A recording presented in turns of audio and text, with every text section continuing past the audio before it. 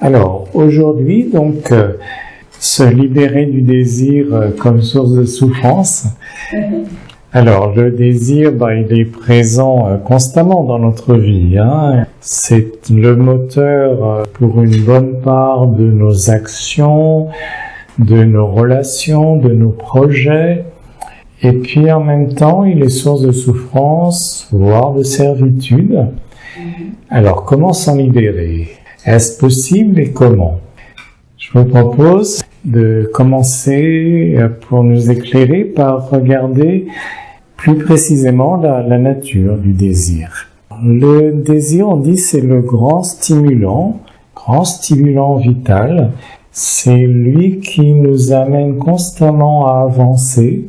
C'est lui qui nous amène à chercher à avoir plus, à nous développer, à avoir physiquement des biens, du matériel, à avoir des relations sur le plan émotionnel, affectif, avoir des contacts, de la reconnaissance, être apprécié. Et puis, sur le plan intellectuel, avoir des connaissances, avoir des compétences, avoir des projets. Voilà, c'est le désir qui nous amène à développer tout ça. On l'appelle quelquefois envie, on l'appelle quelquefois intérêt, mais bon, en fait, c'est du désir, tout ça.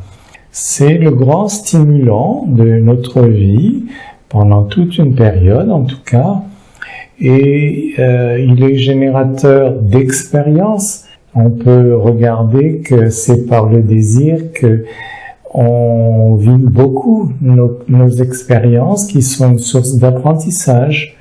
C'est par le désir que l'on apprend petit à petit à être plus humain, à choisir ce qui nous convient et à nous développer.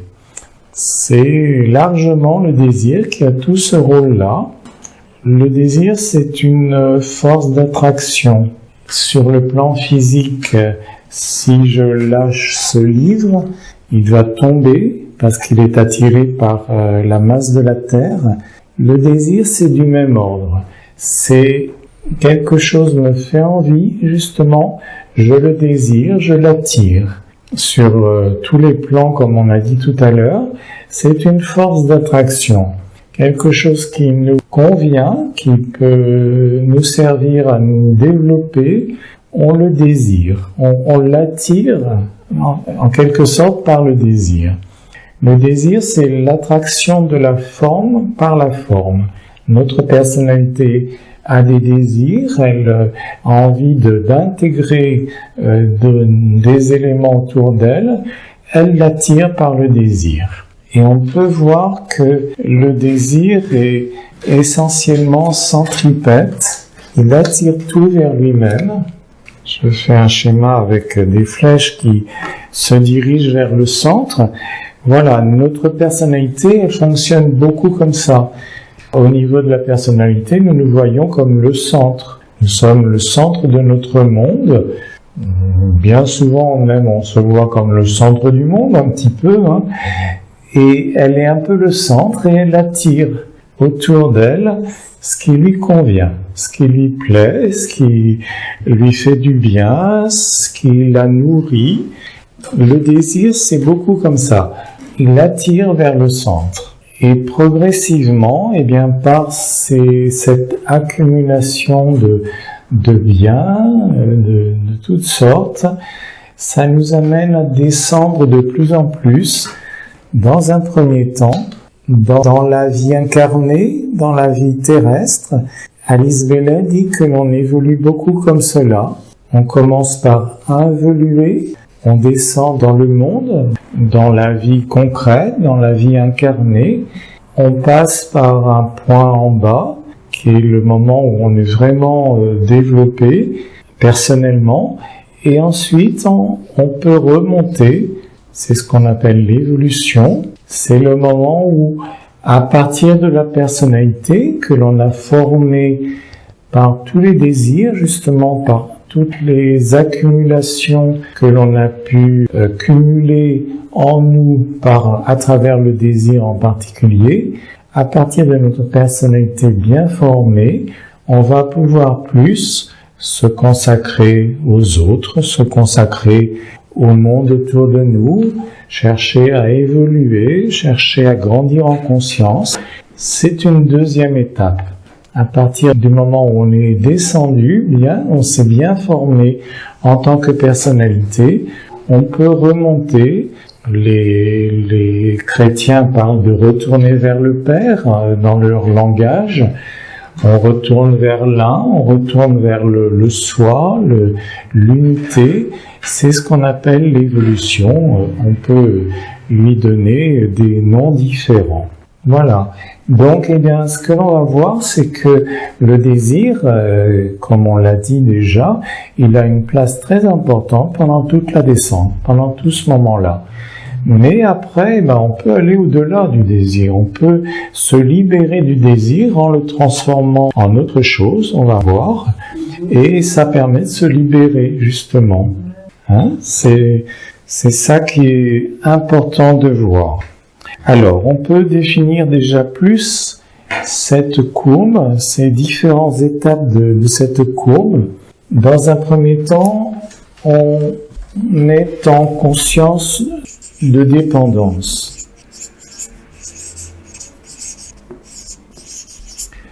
C'est ce que l'on connaît quand on est enfant, par exemple. Le petit bébé, il est totalement dépendant de sa mère, de ses parents. L'enfant, quand il grandit, il est encore bien dépendant. Il a besoin de cadre, de structure, d'une autorité. C'est à partir de ça qu'il se construit. Et même l'adolescent, même s'il est un peu en révolte, il a encore besoin de sentir face à lui des parents qui sont présents. Cette courbe correspond bien à la croissance et au chemin de vie que l'on peut mener. Sur un autre plan, on voit cette conscience de dépendance dans les peuples premiers, par exemple. Les peuples primitifs, comme on dit, ils sont proches de la nature, ils sont dans l'harmonie parce qu'ils sont proches de l'origine, ils sont proches de l'unité originelle que l'on cherche à retrouver après, et qui demande un travail pour le retrouver. Mais eux, au départ, instinctivement, sans avoir la notion d'individualité, de personnalité, de responsabilité individuelle, ils ont une conscience d'unité tout à fait naturelle, et ils sont largement dans une dépendance par rapport à la nature. Ils vivent dans la nature, ils y trouvent de quoi manger, de quoi se vêtir, se créer des abris. Voilà, ils sont largement dans cette relation de dépendance au groupe dont ils font partie, au chef peut-être de la tribu, et puis à la nature. On retrouve exactement la même courbe au niveau du développement des civilisations, des groupes humains. Notre société correspond bien à cette période de conscience individuelle, là en bas, de conscience personnelle. On commence à remonter, à aller au-delà. Heureusement, ça ouvre sur d'autres horizons. La conscience de dépendance, c'est proche de ce que l'on observe chez les animaux, par exemple. Les troupeaux d'animaux qui se regroupent pour avoir chaud, pour être en sécurité. C'est largement cette conscience-là que l'on a au début de l'évolution humaine. On est proche de cette conscience animale-là. Voilà, les moments de panique, c'est un petit peu ça aussi. On réagit en groupe de façon instinctive, tout à fait spontanée, sans avoir de conscience individuelle, sans réfléchir. On est dans une conscience comme cela. Quelquefois dans les moments de solde aussi, c'est pareil, un peu une fureur collective. Les gens s'arrachent des choses dont ils n'ont pas forcément besoin. Voilà, on retrouve un petit peu cette énergie-là de conscience de dépendance.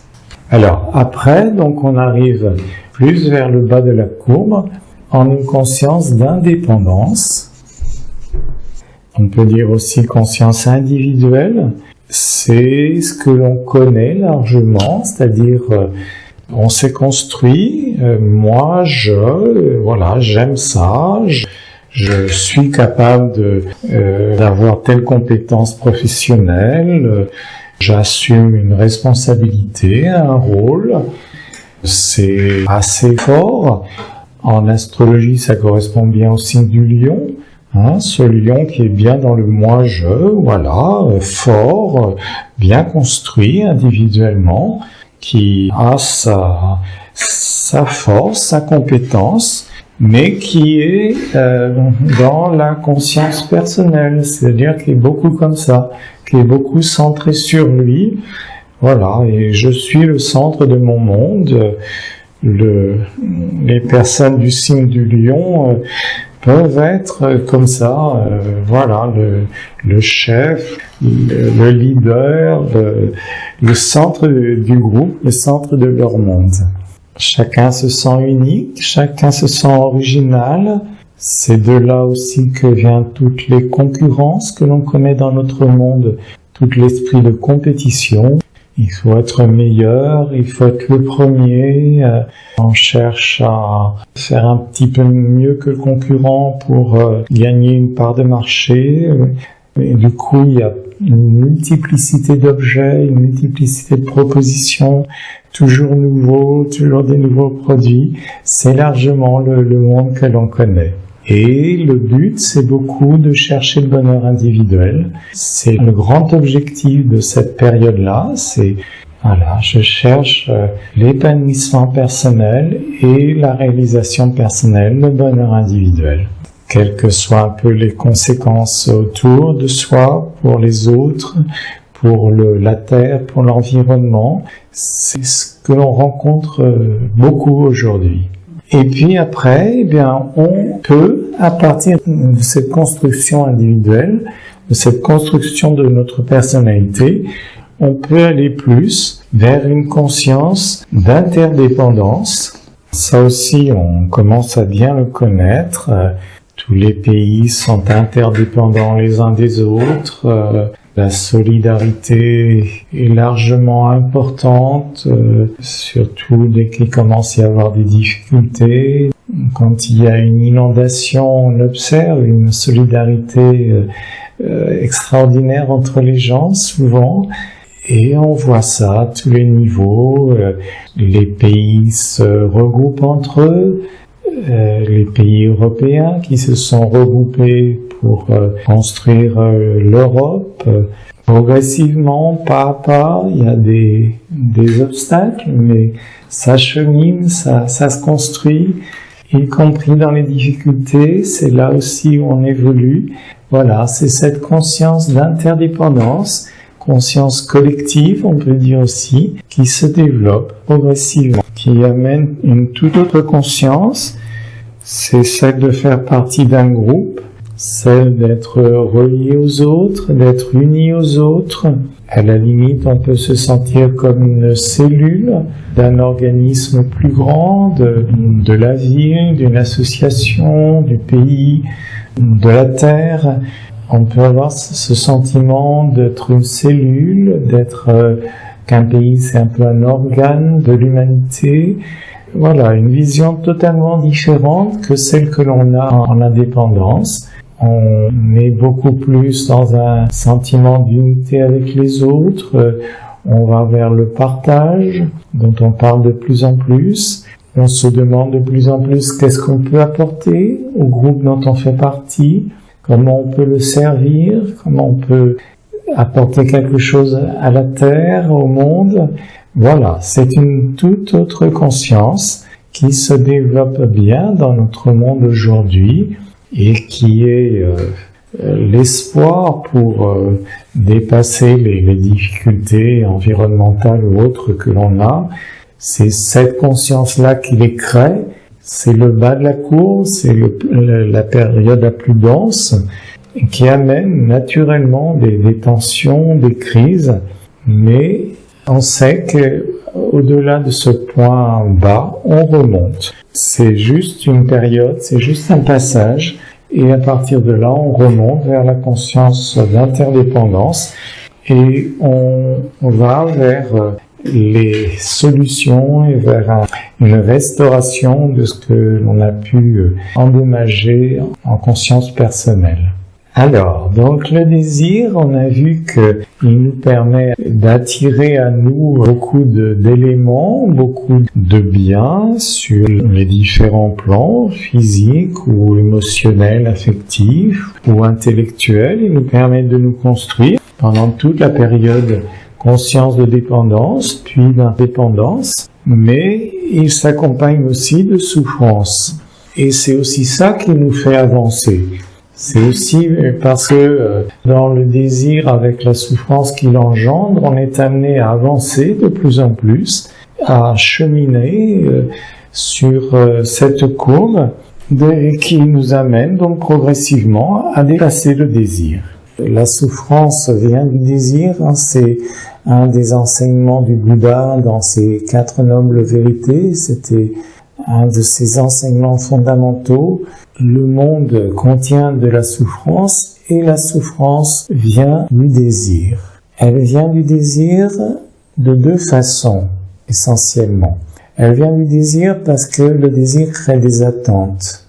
L'enfant qui a envie d'un cadeau pour Noël, qui commande un beau cadeau, il est dans l'attente de Noël, dans l'attente de son cadeau. Un jeune amoureux va être en attente de sa compagne. Le désir crée comme ça de nombreuses attentes. Donc il y a la possibilité de souffrir parce qu'on n'obtient pas ce que l'on attend. Si l'enfant ne reçoit pas pour Noël le cadeau qu'il demande, eh bien, il peut faire une grosse colère, il peut être très malheureux. C'est une forme de souffrance, c'est une expression de la souffrance. Même un bébé qui a faim, le parent, la mère par exemple, la plus attentionnée, ne peut pas lui donner immédiatement à manger. Il y a toujours un délai, un décalage si minime soit-il, et ça engendre de la souffrance. Le bébé, de ce fait, apprend à attendre, apprend le temps, apprend le délai qui est nécessaire pour obtenir quelque chose. C'est un apprentissage par le désir et par la souffrance qui passe à travers le désir. Et même chose, un jeune qui rencontre un refus amoureux de sa compagne ou de son compagnon a des chances de sentir une frustration, une déception, source de souffrance. La souffrance peut s'exprimer de nombreuses façons. Voilà, ce sont des modes, entre autres, de souffrance que l'on rencontre plus d'une fois. Donc c'est la première façon dont le désir peut amener de la souffrance, parce qu'il crée une attente. On voit quelque chose à l'extérieur qui nous plaît, qui nous paraît bien, on le désire, à partir de ce moment-là, on l'attend. Mais il y a une autre façon dont le désir génère la souffrance. C'est que même si on obtient ce que l'on désire, on peut souffrir par peur de le perdre. C'est l'autre revers. Peur de perdre ce que l'on a obtenu. Si j'ai une belle voiture que je viens de m'offrir, si on me la vole, ça crée probablement de la souffrance. C'est quelque chose que l'on rencontre très souvent quand on perd ce que l'on a obtenu, ou quand on a peur de le perdre, cela crée de la souffrance. Il y a même pas mal de gens qui, s'ils viennent de s'acheter une belle voiture et qu'elle reçoit une égratignure, alors c'est dramatique, c'est une souffrance. C'est une souffrance qui peut être même intense. Voilà, même quand on a obtenu ce que l'on désire, eh bien, ça peut être, et c'est souvent source de souffrance. Quand on a vécu une super relation affective, si à un moment on arrive à une rupture, eh bien, c'est pareil. C'est une souffrance souvent intense, qui peut être déstabilisante, qui peut être une sorte de traumatisme. Ça crée une souffrance importante. Il y a ces deux façons par lesquelles le désir crée la souffrance. On peut aller un peu plus loin, on peut rechercher ce qui crée la souffrance dans le désir. Quelle est la source de la souffrance? La source de la souffrance, le Bouddha l'avait bien enseigné, c'est largement l'attachement. Quand on désire quelque chose, on a tendance à s'attacher. Ça devient mon vêtement, ça devient mon but, mon entreprise. Si on a créé une entreprise, si on a un projet, c'est mon projet. Un désir peut devenir une passion.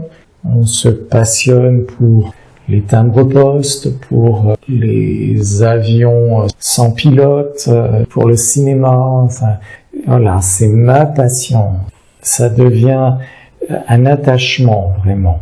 Je suis en train de parler un peu de la deuxième cause là, en même temps, de source de souffrance. L'attachement et l'identification. J'étais plutôt en train de parler de ça. Mon projet, mon but, ma passion, mon entreprise, c'est plus on s'identifie avec le désir que l'on a. Au niveau de l'attachement, bon, si on désire un gâteau, par exemple, dans une boulangerie, si le client devant nous le prend, ça peut créer une souffrance si on s'y attache. Voilà, c'est ce gâteau-là que je voulais, j'ai créé un attachement par rapport à ce gâteau. Là, ça peut créer une souffrance. Par contre, si on voit qu'il y en a d'autres à côté qui paraissent bons, ou si on peut retrouver ce gâteau-là dans une autre boulangerie, on sait, voilà, là on peut se libérer de la souffrance. Mais si on arrive à un attachement, là, ça crée de la frustration, de la colère, par exemple. On s'attache à une compagne, à un compagnon. C'est ça aussi qui crée la souffrance. C'est que ça devient ma compagne, mon compagnon, avec un attachement. Donc, s'il y a une séparation, eh bien, l'attachement doit se rompre et on arrive à la souffrance. Et c'est comme ça que le désir arrive à nous emprisonner, à nous asservir. On arrive au phénomène d'addiction, comme ça. On est tellement attaché à ce que l'on désire que ça devient une drogue, que ça devient une addiction et qu'on arrive à avoir de grosses souffrances par le désir. Et le désir, avec l'identification, crée aussi un statut. On est quelqu'un qui a une belle voiture, par exemple, c'est un statut dans le monde, dans la société. Ça nous donne une place, ça nous donne une importance. Ce que l'on peut remarquer au niveau de la personnalité, c'est que on cherche toujours à avoir plus pour être plus. C'est ce que l'on a qui nous donne notre affirmation de nous-mêmes. Et dans notre société largement individuelle, individualiste, quand on n'a rien, on n'est rien dans cette société. Vraiment, on cherche à avoir des biens, de l'argent, des relations, de la reconnaissance, des connaissances, des compétences, tout ça pour être plus, pour se sentir être, pour être dans la société, être important pour les autres. Donc ça, c'est la force du désir, sa puissance, mais aussi la source de souffrance qu'il peut amener, parce que si on perd quelque chose, par exemple, eh bien on se sent moins, on est moins. Et si à la limite on perd son travail, par exemple, eh bien on peut arriver à se sentir vraiment remis en question en soi-même, profondément. Donc ça peut être une source de souffrance importante. Avoir plus pour être plus, la publicité connaît bien ça, elle joue bien là-dessus. Votre voisin a cette voiture-là, Pourquoi n'auriez-vous pas la même sur le mimétisme? Ils savent très bien jouer de tout ça. Voilà ce que je peux dire sur la souffrance qu'engendre le désir. Alors, donc maintenant, quelles vont être les étapes pour chercher à maîtriser le désir? Et ces souffrances même qu'il engendre nous amènent à chercher comment le maîtriser. Donc il y a plusieurs expériences que l'on peut faire à ce sujet-là. Il y a l'expérience que l'on fait souvent pendant un temps, qui est que l'on cherche à ne plus désirer, que l'on désire ne plus désirer. C'est contradictoire dans la forme, c'est encore un désir, mais on passe souvent par ce moment-là. On peut chercher à se priver jusqu'à la frustration, jusqu'à se mortifier. L'esprit mystique connaît bien ça. Il cherche à s'élever, à aller vers la lumière, en cherchant à abandonner la matière, à la laisser en bas, à n'être un peu qu'un esprit léger, désincarné, jusqu'à la mortification. Voilà, c'est tout ce chemin, à la limite, où on cherche à désirer, ne plus désirer. Bon, il arrive un moment où on se rend compte que c'est incohérent, que c'est encore un désir. Mais c'est une expérience que l'on fait. Il y a une autre expérience que l'on essaye plus d'une fois, qui est de se rassasier, de trouver la saturation, de manger des gâteaux largement, abondamment, pour après être saturé, être rassasié, être dégoûté à la limite et ne plus en vouloir. C'est une expérience qu'on essaye de faire aussi par moment. C'est sûr que si on mange des quantités de gâteaux, on va être rassasié, voire dégoûté pendant un moment, mais on se rend compte que ça repart, ça recommence. C'est temporaire. Le désir, c'est le grand stimulant vital, c'est une force importante, fondamentale, qui nous amène à évoluer. Et on ne peut pas le mettre de côté, l'éluder comme ça. On peut chercher à être heureux par le désir, ça fait partie de cette expérience-là aussi.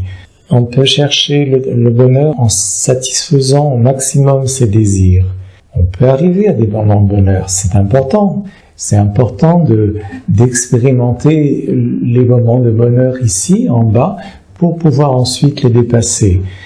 Mais le bonheur est temporaire aussi. C'est pas durable, c'est éphémère. Le bonheur, ça serait un moment où on est tout à fait comblé sur tous les plans. Physique, émotionnel, affectif, mental. Un moment où voilà, j'ai tout ce qu'il me faut physiquement, affectivement, ça baigne. Mentalement, j'ai pas de questions, c'est clair. Voilà, un moment de bonheur. Mais bon, il y a vite une autre question qui vient, il y a vite un autre désir de quelque chose que l'on a vu, de quelque chose d'autre au niveau des relations. Ça repart à chaque fois, c'est dans la nature même du désir. Il y a un beau mythe à ce sujet qui en parle, c'est le mythe de Prométhée. Prométhée qui a été enchaîné sur un rocher par Jupiter parce qu'il a dérobé le feu des dieux dans la caverne d'Héphaïstos. Il a dérobé le feu divin et pour le punir, entre guillemets, Jupiter l'a enchaîné à un rocher et il est prisonnier de ce rocher. Et un aigle vient chaque jour lui dévorer une partie du foie avec la souffrance que cela entraîne. Le foie, c'est comme le désir, c'est un des seuls organes du corps qui se recrée. Quand il n'est pas détruit totalement, il se régénère. Ça correspond à ce symbole de désir. Et le lendemain, à chaque fois, l'aigle revient. Voilà, c'est une condamnation importante de Prométhée qu'a donné Jupiter en punition de son forfait. Ça symbolise bien le désir, qui est une source de souffrance, mais qui se renouvelle à chaque fois, qui repart à chaque fois. Et Prométhée, dans la mythologie, est un être immortel. Il ne peut pas mourir, donc il est condamné pour l'éternité comme cela, jusqu'à ce que, dans la mythologie, Hercule vienne le délivrer. Dans son travail destruction de Cerbère, il descend dans les entrailles de la terre et il va libérer Prométhée. C'est l'être spirituel qui va libérer la personne, la personnalité du désir et qui lui permet d'aller vers le développement ultérieur après. Et en fait, Jupiter l'a condamné pas vraiment pour le punir, mais au contraire pour qu'il apprenne l'importance du désir, qu'il apprenne que le désir n'est jamais rassasié, n'est jamais saturé, il recommence à tous les coups. Et c'est pas par le désir lui-même que l'on peut s'en libérer, mais c'est en le dépassant, en allant au-delà de lui-même, comme on va le voir tout de suite maintenant. Donc, le désir, on va pas pouvoir s'en libérer, ni en désirant ne plus désirer, ni en essayant d'être rassasié, d'être saturé, mais on peut l'élever. On peut aller déjà vers des désirs moins matériels, moins concrets, le rendre plus subtil, désirer des qualités, par exemple, souhaiter être respectueux, souhaiter être compréhensif, souhaiter être juste, aller vers de plus justes relations, désirer des éléments immatériels comme ça, comme des qualités. Et là, on passe de l'avoir comme on était jusqu'à maintenant en cherchant à avoir plus pour être plus, mais là on passe de l'avoir à l'être. On commence à désirer d'être plus, à désirer d'être plus juste, plus respectueux, plus compréhensif, plus aimant, d'être dans de plus justes relations, d'être plus ouvert, inclusif aux autres. On va vers des désirs plus subtils, plus qualitatifs, plus immatériels. Et là, on quitte le domaine du désir. On va au-delà de lui. On n'est plus dans l'avoir comme est le désir. On développe de plus en plus l'être. On peut remarquer que le désir, quelles que soient les apparences, n'est jamais généreux, n'est jamais altruiste. C'est le signe du lion qui peut sembler généreux comme ça. Il peut apporter des choses autour de lui, il peut aider des personnes, c'est sûr, mais fondamentalement, il cherche à renforcer sa place à lui. Et il le fait, pour rayonner. Le lion est associé au soleil, c'est sa planète régente. Il cherche à rayonner par la générosité qu'il donne.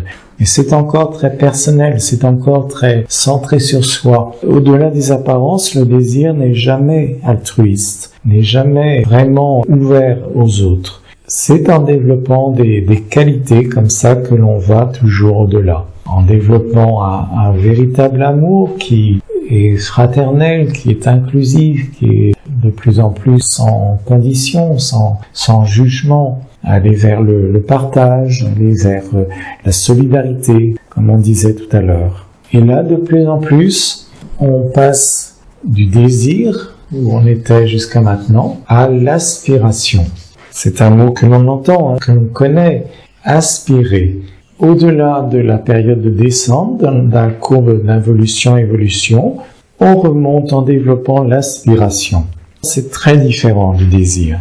L'aspiration, c'est chercher à apporter au groupe dont on fait partie, comme je disais tout à l'heure, à servir autour de nous, servir les autres, servir le monde, servir la terre, plus grand que soi, se donner. Ça donne sens à ce que l'on vit. Même au niveau de la personnalité, on l'observe. Même servir une entreprise, être compétent, être efficace dans son travail dans une entreprise, on sert l'entreprise et ça donne sens déjà à notre existence. C'est déjà une raison de vivre. Servir plus grand que soi, de plus en plus, ça donne sens à la vie. Aimer de plus en plus fraternellement, de façon inclusive, aller vers une compréhension des autres, une compréhension aimante. J'aime bien cette expression, compréhension aimante. Voilà, il y a à la fois comprendre les autres, par le mental, mais aussi aimer les autres par le cœur. Ça se rejoint dans la compréhension aimante. L'aspiration d'évoluer, l'aspiration de croître en conscience, d'aller de plus en plus vers une conscience plus large, développer la spiritualité, développer la conscience d'interdépendance, la conscience de tous ces échanges que l'on a avec les autres, la conscience de la vie collective dans laquelle nous sommes. On est dans une société, on est dans une culture, dans une civilisation. C'est tout ça qui nous crée aussi, c'est tout ça qui donne notre vie. Toutes ces aspirations de rayonner, d'être plus maintenant, c'est un tout autre monde que le désir. Le désir, je disais, il attire tout à soi. Il attire tout vers le centre, vers la personnalité. L'aspiration, au contraire, on va chercher à aller vers le haut, vers plus de lumière, vers plus d'amour, vers la spiritualité, vers l'amplitude de conscience, vers le haut et vers le bas, parce qu'à partir de la lumière que l'on a rencontrée, que l'on a trouvée, à partir des qualités que l'on développe en soi, eh bien, on aspire de plus en plus à les amener autour de soi, à les amener aux autres, à les amener au monde qui nous entoure. L'aspiration, elle est beaucoup dans ces deux directions, vers le haut, vers le bas. Un peu comme le symbole des poissons, qui a une flèche vers le haut, une flèche vers le bas, comme ça, reliées l'un à l'autre. Il y a ces deux directions-là. Et là, l'aspiration ne parle plus du tout de la personnalité, elle parle de notre être intérieur, que les traditions appellent l'âme. Alice Bailey emploie ce mot âme sans connotation religieuse. Elle l'emploie dans un sens assez différent de la façon dont l'emploient les religions, parce que elle le voit de façon très collective. L'âme, au niveau d'Alice Bailey, elle est essentiellement cette conscience collective, cette conscience d'interdépendance, conscience collective. Nous avons chacun un contact à cet être intérieur, à l'âme, qui est un peu comme une terminaison qui est personnelle, qui est individuelle en tout cas, reliée à nous-mêmes, mais l'âme au-delà est largement collective, largement interpersonnelle, interindividuelle. Et donc l'aspiration parle largement de l'être intérieur, de l'âme, et là, à ce niveau-là, il n'y a plus de souffrance, au contraire, il y a joie, il y a un sentiment d'être, sentiment de plénitude, et puis la notion de sens aussi. Ça donne sens. Essentiellement, la vie de l'être intérieur, de l'âme, c'est de donner sens et de donner joie. Elle est rayonnement, elle est joie, elle est amour. Donc là, on n'est plus du tout dans la souffrance du désir, au contraire. Bien, on a presque terminé. Ce que je peux dire de plus, c'est que par l'aspiration, on retrouve la racine même du désir. C'est le sens, le but même du désir. C'est de nous amener à cheminer et de nous amener à retrouver notre être intérieur, notre âme, et de trouver l'aspiration de là. C'est la racine même, c'est sa source même. Le désir, fondamentalement, c'est la nostalgie de notre être, la nostalgie de notre conscience d'être. Au départ, on est tous dans cette conscience d'être-là. On est tous dans l'unité et on le cherche tous par le désir dans un premier temps. On le cherche dans l'avoir avant de le chercher dans l'être. Alors, on le cherche progressivement, et c'est utile, c'est nécessaire pour la personnalité pour se former. C'est comme l'enfant, il faut qu'il commence par désirer de la nourriture pour se renforcer. Donc, il y a un moment où on arrive à aller au-delà de cette recherche d'avoir plus, et là on commence à voir que, bien au-delà du bonheur, ça serait bien si mon voisin était heureux lui aussi, était joyeux lui aussi, si je pouvais partager avec lui ou elle un moment de joie, ça serait autre chose. La joie, c'est au niveau de l'être intérieur, de l'âme. Il y a le plaisir au niveau du désir, Le bonheur, c'est au niveau de la personnalité. Comme je disais tout à l'heure, être comblé un peu pendant un moment sur tous les plans. La joie, c'est au niveau de l'âme, au niveau de l'être intérieur. C'est autre chose, c'est fondamentalement autre chose que le plaisir ou le bonheur. Et là, donc, à partir du moment où on se rend compte que être heureux c'est bien et après, on va plus vers la joie. On va plus vers développer la joie. La joie, on la partage. La joie, ça augmente si on la partage avec les autres.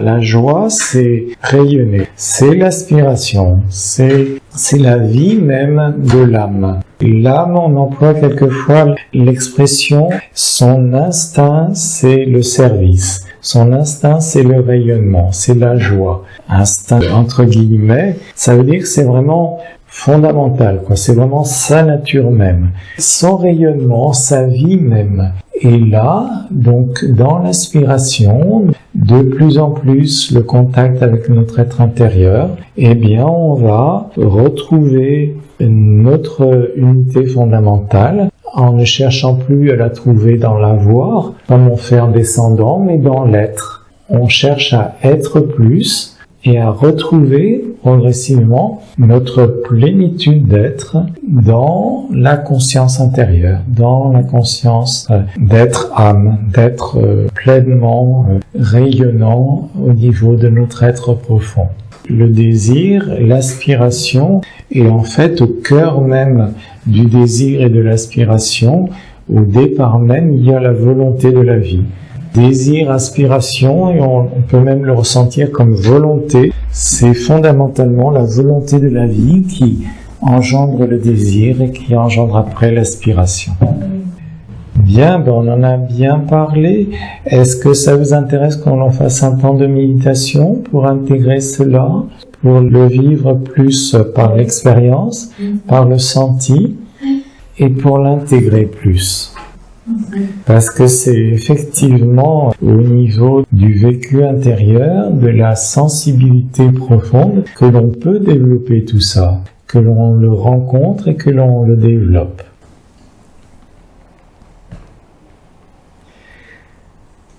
Alors, je vous propose un temps où on se centre, où l'on cultive le calme en nous, pour aller vers un temps de méditation.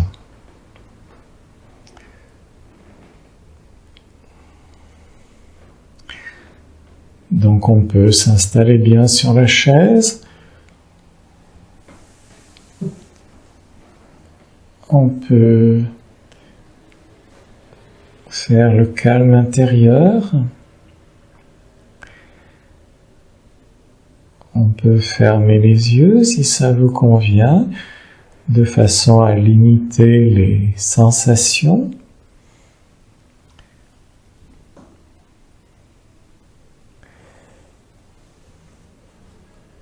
Et je vous propose que nous commencions par nous concentrer au niveau du front, entre les sourcils.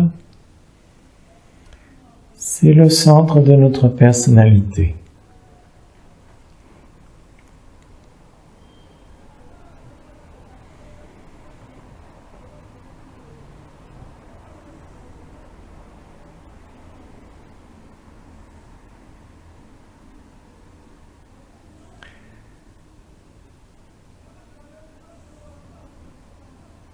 On se concentre à ce niveau-là, au niveau du front.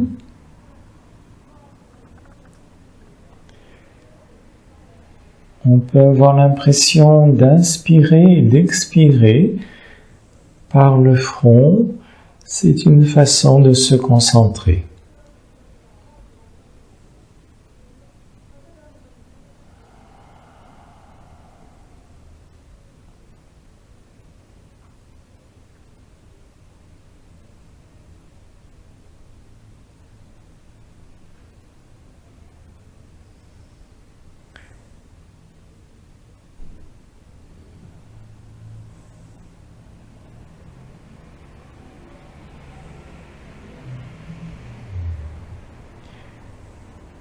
Et pendant que l'on est au niveau de la personnalité, on peut voir tous les désirs qui font partie de la vie de notre personnalité.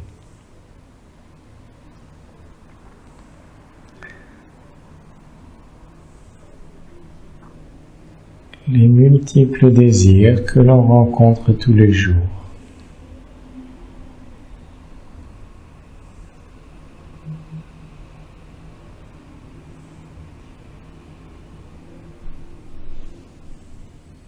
Et on peut voir que par ces désirs, la personnalité cherche à attirer à elle.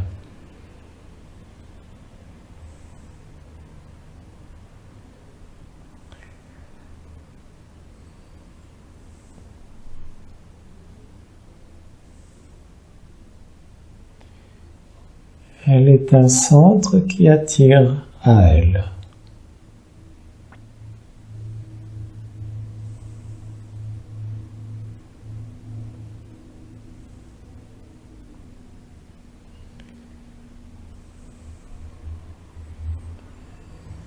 De cette façon, elle se construit, elle se renforce, elle se développe.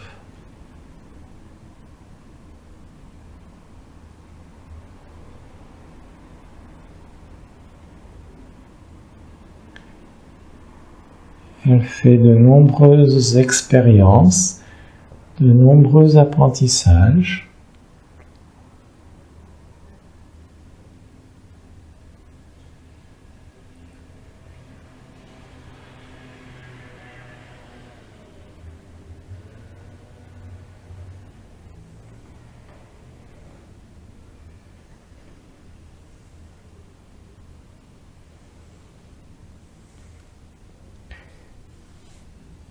Et on peut maintenant diriger notre conscience vers le sommet de la tête, quelques centimètres au-dessus de la tête. C'est le centre coronal, qui est le centre de notre être intérieur, de notre âme.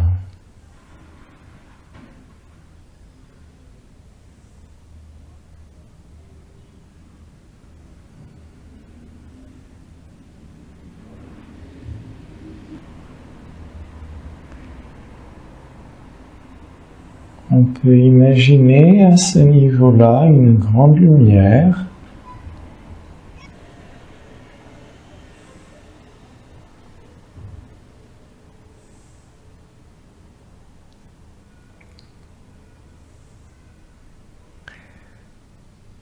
et on peut s'expandre dans cette lumière horizontalement jusqu'à rejoindre les autres. Ils ont la même lumière au sommet d'eux-mêmes.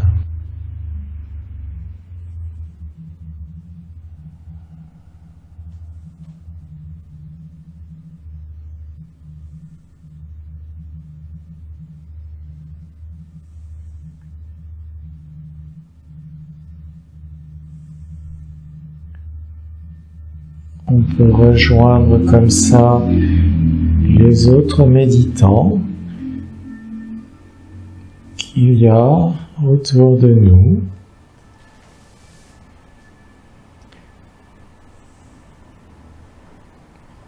La lumière ne connaît pas la distance, elle nous relie à tous les méditants autour de nous.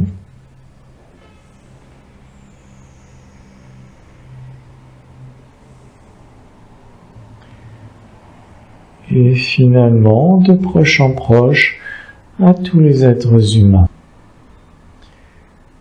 Nous sommes tous reliés dans cette grande lumière.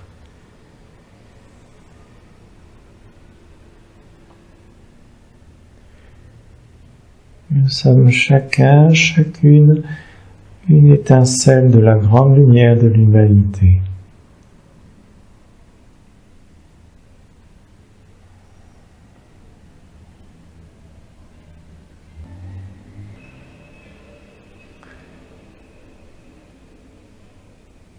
En revenant au sommet de notre tête, On peut ressentir à ce niveau-là des aspirations.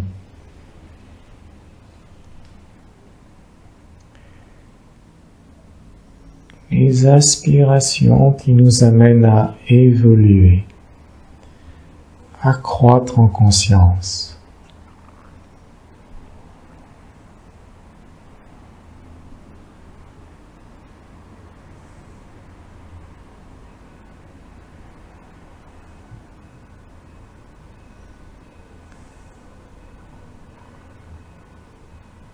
Les aspirations à aimer plus, aimer mieux, être plus juste, plus respectueux, plus compréhensif,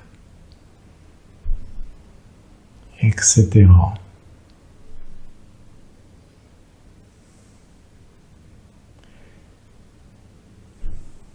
Toutes ces aspirations qui sont la vie naturelle de notre âme, son rayonnement naturel.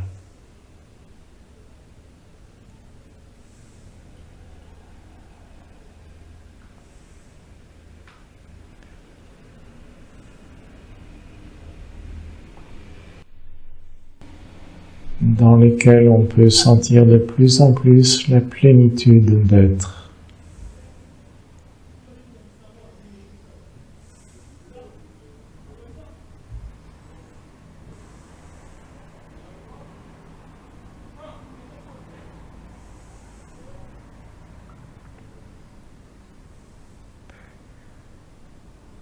Et c'est en ressentant de plus en plus cette aspiration, en la cultivant, en la laissant rayonner de plus en plus à travers nous, qu'elle prend de plus en plus la place des désirs, qu'elle remplace de plus en plus les désirs, et que la souffrance qui est reliée au désir s'atténue d'elle-même.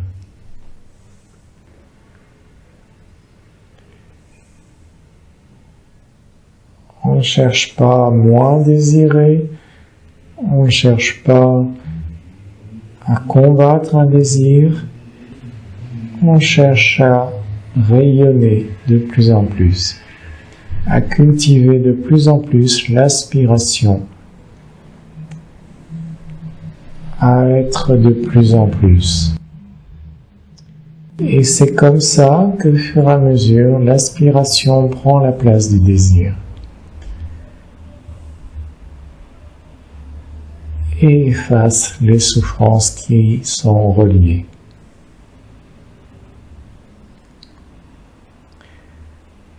Nous laissons de plus en plus de place à l'aspiration en nous. Nous la ressentons de plus en plus. Nous la laissons vibrer en nous-mêmes.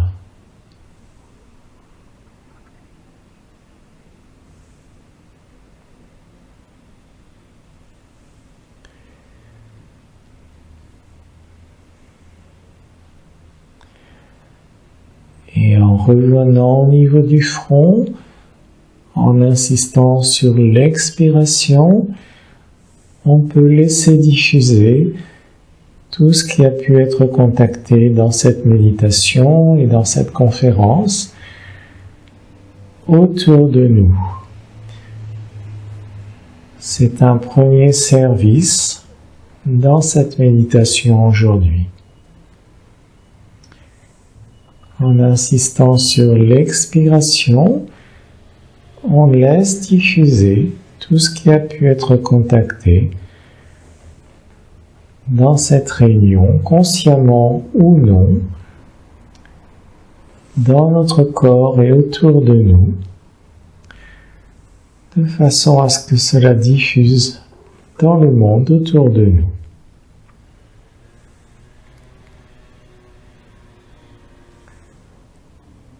Nous laissons tout ça rayonner à travers nous, autour de nous.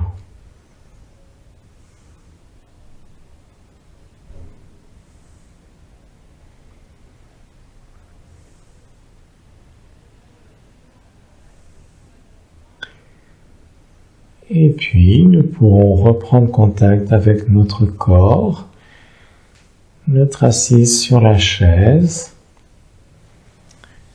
les pieds sur le sol, reprendre contact avec la salle. Et quand nous serons prêts, ouvrir les yeux, reprendre contact avec les autres.